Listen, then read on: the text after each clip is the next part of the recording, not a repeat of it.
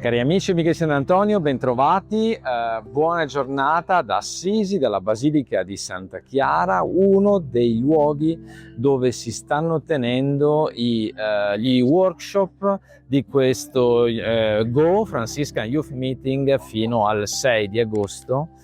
Questa occasione nell'ottocentenario della morte di San Francesco, che ha radunato questi 2500 giovani provenienti da tutto il mondo, da 35 paesi nel mondo, soprattutto italiani in gran maggioranza.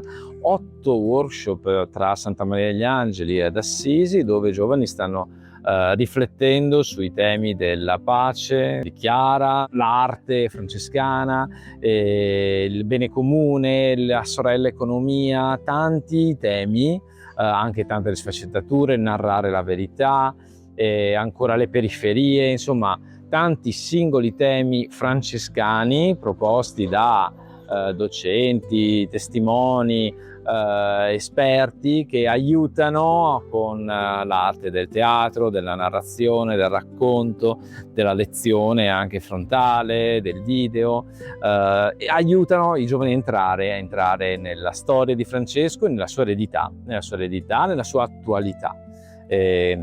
Come vedete anche dalle immagini, i luoghi sono i luoghi più famosi di Assisi che vengono coinvolti: la Basilica di Santa Chiara, di San Francesco, Santa Maria degli Angeli, San Rufino e ancora la Domus Pacis, Santa Maria degli Angeli. Anche un luogo sul retro della Basilica di Santa Maria degli Angeli dedicato invece all'adorazione.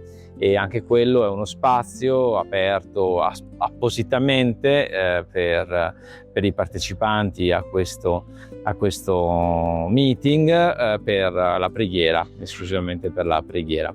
E d'altra parte anche una forma di preparazione per quello che poi sarà la grande conclusione con Papa Leone il giorno 6 in Basilica a Santa Maria degli Angeli.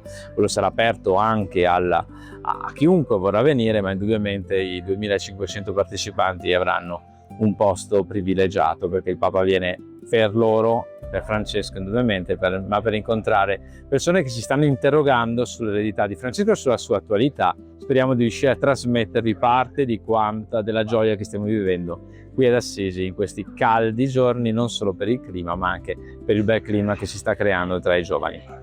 Alla prossima puntata.